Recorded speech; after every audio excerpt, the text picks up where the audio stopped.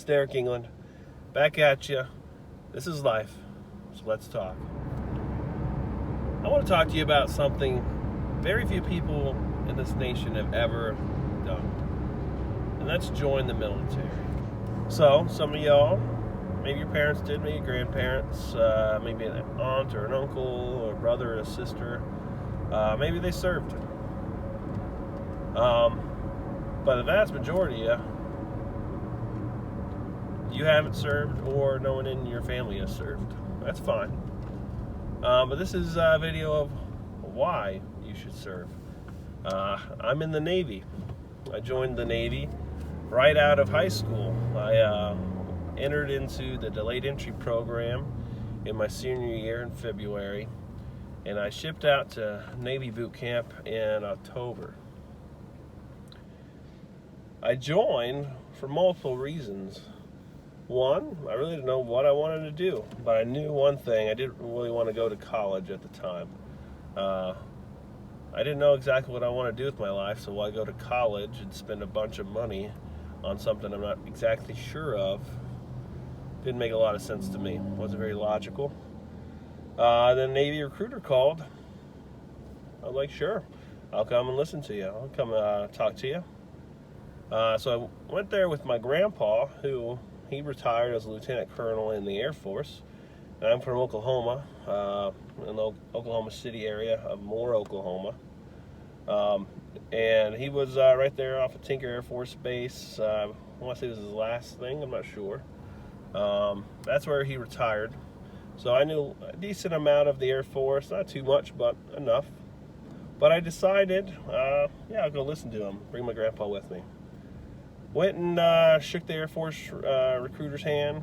You know, to me it was either Air Force or Navy, but in all honesty, all the branches are just fine. I think everybody's predestined for the particular branch to join. So for me, it's Air Force or Navy. Talked to the Air Force guy, really wasn't feeling it. Talked to the Navy guy, and boom, right away I knew, that's the branch I want to join. Got a good job in it. It was in the advanced electronics computer field. That is working with the weapon systems, the computer systems, radars, that type of stuff. Sounded pretty cool. So I joined under that. So when I went to boot camp in October of 2004, I'm about to hit 15 years next month, or actually this month, it's October. Boot camp for me was I thought it was pretty easy, honestly. I prepared a little bit for boot camp. I knew some of the things they were going to ask, so I studied those. Not many people study, so that usually screws them up. Usually you find it a lot more difficult when you don't study and prepare yourself. Just like classes in high school or college or business world, wherever it is, if you don't prepare, it's going to be a lot more difficult. I've always tried to do the right thing throughout my life. So listening to authority is not a big issue for me. I understand it and I know why it's there. So I knew you get in line rather quickly. So that part wasn't bad for me. Physical fitness, I was preparing a little bit before that, so that was fine. Boot camp, while I was in it, I actually thought was really easy. When I was there, I really thought, is that all boot camp is? Wow. Well, why don't other people join? I still don't know why. It's really, really easy. So then I went into A school. A school is where you learn your job, like a trade school. They train you. You don't have to know anything about it. They train you in everything you need to know. And then once you graduate from there, depending on what program you join the Navy under, then you go to maybe the fleet, to your ship, your command, or you go to an additional school. We call those C schools. Those C schools will teach you more specific things about the job that you are going to do, maybe on that particular platform of ship. That way you're going to be more like a specialist on there, not just I got my fire controlman. There are a lot of aspects to fire controlman.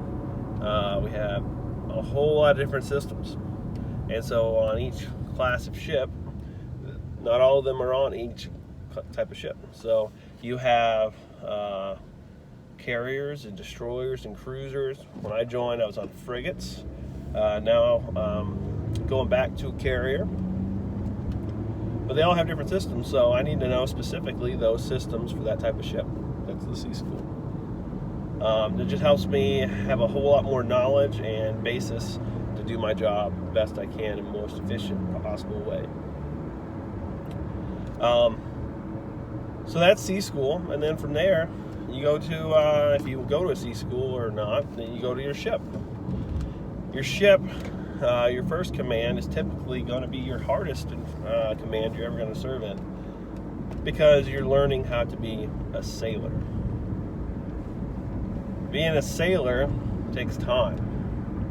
You need to learn and understand how the Navy operates, how your command operates, what a chain of command is, what just the different parts of the Navy, like getting qualifications, standing watch, just learning how it works. And sometimes it takes some people a good amount of time to understand it. Some people it takes no time at all. And then learning how to work with others. The Navy and the military in general, people come from all over this country. Heck, they come from outside this country. I've had plenty of people who have come directly from Africa. They got their green card, they got their citizenship. It was an amazing opportunity for them. They took it. So the best people I've ever worked with, honestly. But there's so many opportunities for you to learn and grow. And you get to grow by working with individuals from all over the country who come from different backgrounds. It's a really, really interesting thing that the military offers that not many other places do. That's what makes us very valuable on the outside, is we can learn to operate and work with others from all over. So that's pretty special. So from there, you learn in your first enlistment how to be a sailor. And then from there, you go to shore duty. Shore duty is where you're supposed to kind of recuperate, maybe work on yourself a little more, maybe go to college. Some people can balance it. You're the first enlistment on their first ship, they can balance some college. Maybe that's their whole purpose of joining, is to have the Navy pay for their entire education. Why not? The Navy, it's an opportunity. The Navy can do it for you. I've seen plenty of people do it. Do one enlistment, get out. They finish their degrees, or they just got enough college done. They go and use their GI Bill, which I think is gold. I think that alone is enough for people to join, honestly. I've always told people, I was a recruiter, and I believe it. It's basically like you've been paying taxes your entire life, and the GI Bill allows you to basically take back all your tax money and use it for your education. So, do I pay taxes? Do I really? Because I can use all that money, probably more than I have put in through my career, most likely. I'm pretty sure it's way more than I've put into taxes I get back for college. That's a pretty sweet deal. On top of that, because I'm in the Navy, the military, you get your VA loan. Just another piece of gold that you get to hold on to and have in your back pocket for the rest of your life, the VA loan. It's amazing. I was able to buy my first house 4 years into the Navy without a college degree. First real job, I was an E5. That's amazing, with a kid. All right. So that is one of the absolute reasons you should join the Navy, the military. I like the Navy because you do get to see the world. You're not going to get to see it maybe how you possibly think it might be. Remember, you're going to ports that are important to the Navy, and the Navy continuing its power abroad, ports that help continue the mission of why you're out there. I've seen a lot of cool places. I've been around South America, I've been in the Caribbean, a whole lot, been in the Mediterranean. I did the West Coast of Africa for my first deployment. So you do get to see the world, depending on where you're stationed and where your ships go. So if you want to see the world, boom, there you go. And I've had I would call it unique, but the wonderful opportunity to get to stay in the same place the entire time. I'm in Norfolk, Virginia. I've been here my entire career, besides boot camp in Great Lakes, Illinois. My entire career, about to hit 15 years. And then I'm going back to another carrier here in this area. So I'm going to be here for at least 18 years. That's amazing. And why I say that is because I get to stay, keep my family here where her family is at. Because when I go on deployment, it's not really about me. It's really about her and the kids. Because at some point, most of you are going to have family. You're going to have your own family. No matter how young you are or how single you are, you're going to have family one day. It really helps to have continuity of where they live, what schools they're with, what kids they hang out with.